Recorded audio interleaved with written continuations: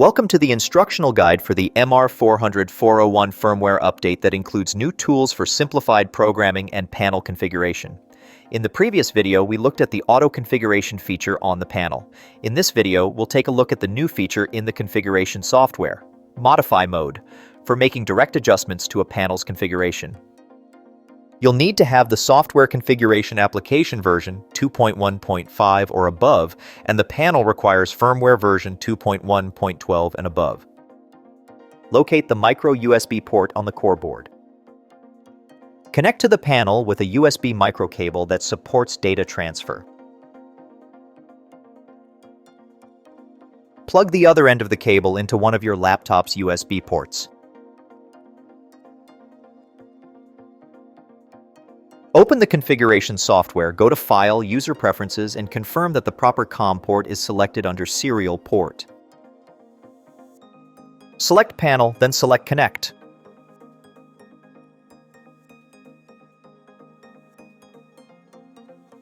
Once connected, go to Panel, Modify Mode.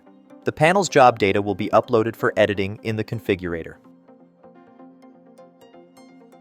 We can confirm we are in Modify Mode by the indicating check mark.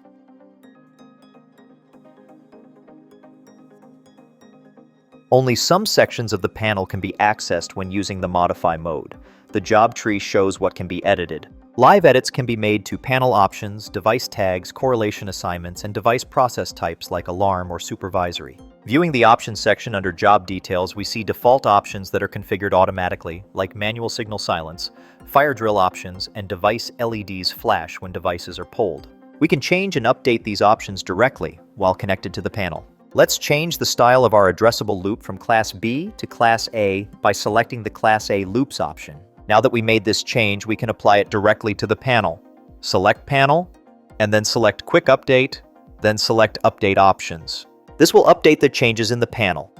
A notification pops up indicating option changes have been made, and we should retrieve the job database from the panel to have a backup. Remember, we are using Modify Mode here, and any changes we've made only exist in the control panel.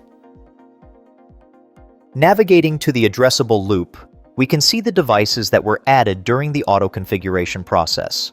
We can see that there are no device tags, and all of the input devices are set as alarm type.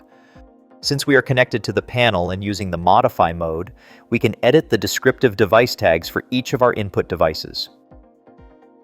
When complete, select Panel and select Quick Update, this time choosing the Update Tags option. This will send the new tags into the panel's database.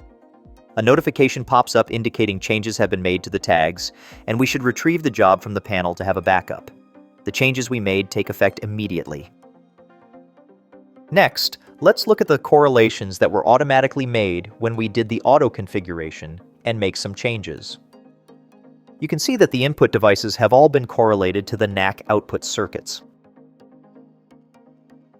The relays, however, are not automatically correlated and will need to be configured for proper operation. Let's quickly correlate elevator lobby smoke detectors to the elevator recall relays by right-clicking on the relay, selecting Add Correlations, and choosing the specific smoke detector inputs.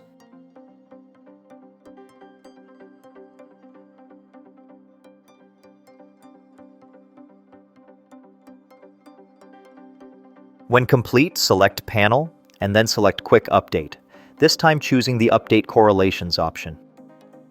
This will update the new correlations in the panel's database. A notification pops up indicating changes have been made to the correlations in the panel and a backup should be obtained. Let's go back to our addressable loop and make some additional changes. Notice that columns can be expanded to show additional information. In particular, note the wiring styles on the dual input modules. These were set during auto configuration as Class A or B. Lastly, we need to make some changes to the device process types. The tamper switch inputs are currently set as alarm type and need to be adjusted to a supervisory type. Double-clicking on the cell allows us to change the setting. When complete, select Panel and select Quick Update, choosing the Update Process Types. This will update the device process types in the panel's database. The pop-up notification tells us we should get a copy of the database for backup. Let's go ahead and get the job from the panel for backup. Go to the panel menu, select Get Job. A dialog provides details about the job file. Click on Yes to continue with the Get Job operation. Enter comments and select OK.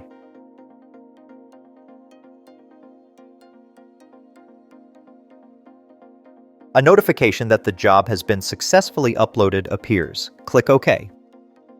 That's it. Making changes using the Modify mode is a quick and easy way to set up the 400 series fire alarm control panels. Don't forget to look at the other features in this video series: auto configuration and direct import and export of tags using a CSV file. Thanks for watching.